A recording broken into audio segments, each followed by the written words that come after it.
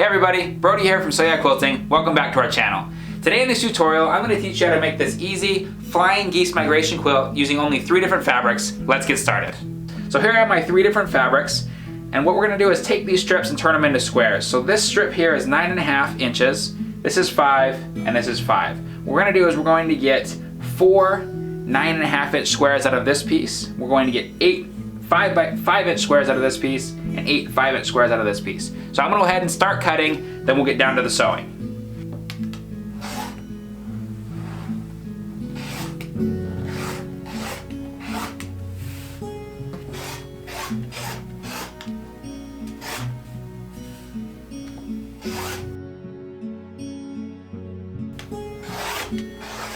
Okay, so the next step is marking. What I'm going to do is take my 5 inch squares, and on the wrong side of them, I'm going to take my ruler and mark diagonal across them down the center. Just like this.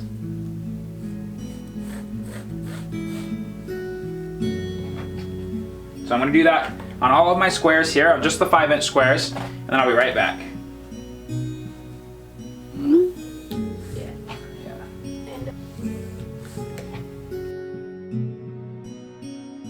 Now that we have our squares marked, I'm going to show you how to start constructing the block. Now we're using the no waste Flying Geese method. So the way that you do that is you're going to take your larger square, which is 9.5 inches, and you're going to take one of your colors. Okay, so I have 2 squares here. What I'm going to do is put them right sides together. Make sure everything's lined up perfectly. So you can see my line here. And I'm going to take the second one, do the same thing, making sure that everything gets lined up. So now, once these are lined up, what I'm going to do is sew a 1/4 inch seam down each side of my line. I'm going to take this over to the sewing machine, lay it down, and sew a 1/4 inch seam down both sides.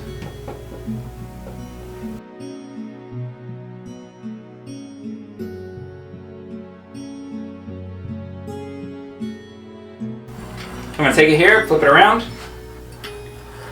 Same thing down the other side.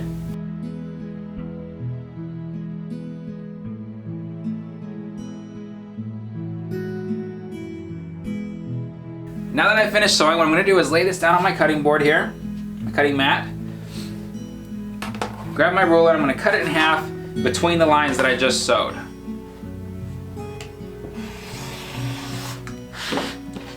Now that I have it in half, what I'm going to do is go ahead and press open my triangles here, just like this. So after you've pressed open your seams, your block should look like a little heart, just like this. So at this point, you're going to lay your block down. You're going to take your other colored 5 inch square, and you're going to lay it down right sides together, right in the center of your block here, just like this. And you're going to sew a 1/4 inch seam down both sides, just like you did previously.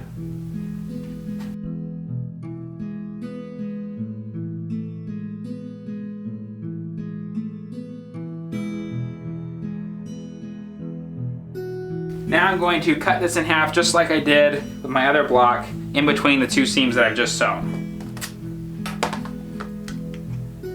And cut it right down the center. Now I'm going to take both of these and iron them open. Now that I have my blocks pressed open, this is what your Flying Geese should be looking like. So now what I'm going to do is I'm going to square these to 4.5 inches by 8.5 inches. And one little trick to do that is, since we need our 1/4 inch seam allowance, what we're going to do is take our ruler and we're going to put our 4 1/4 mark right on the point of our Flying Geese, which will give us the extra 1/4 inch. So I'm going to take it here and put 4 1/4 right on the button on the tip of our point. Line up my line here and square it off.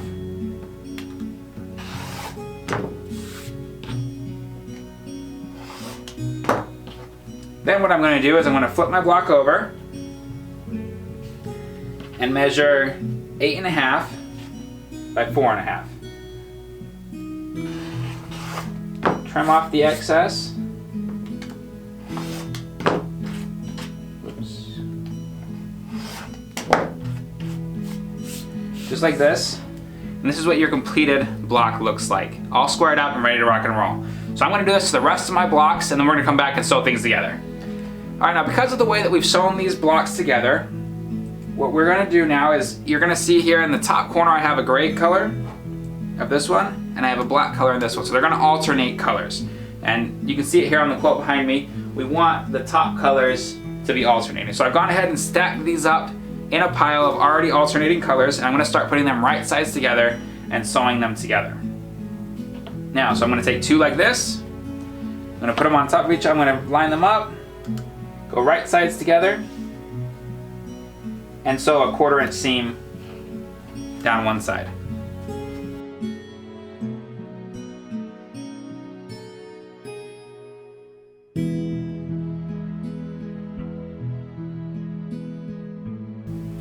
I've got the first one done. I'm just gonna keep adding on top of it. I'm gonna lay it down, right sides together, sew another 1/4 inch seam. I'm gonna keep doing this down the row until I put together 11 arrows or flying geese.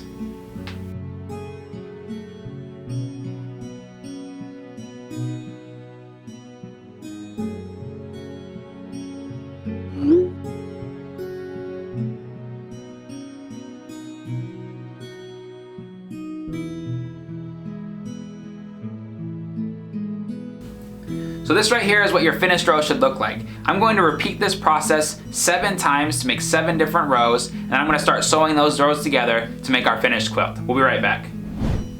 So I've sewn a few of my rows together, but let me show you how to do it to where your points match up perfectly. What you need to do is, as you can see here, I have some rows that are already sewn, and I have a row here that's not sewn on. What you need to do first of all is make sure that your arrows are going in opposite directions. Then you want to make sure that your light colors are matching. So what you're gonna do is you're gonna take your row, you're gonna flip it over on top, right sides together, and you just wanna make sure that your seams here are lined up with the seams underneath.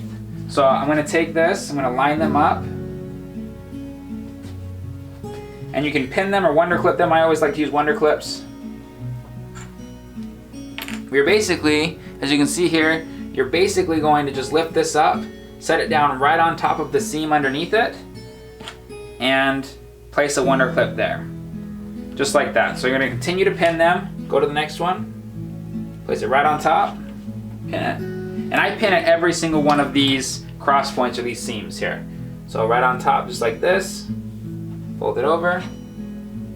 I'm going to continue to do that down the length of the quilt.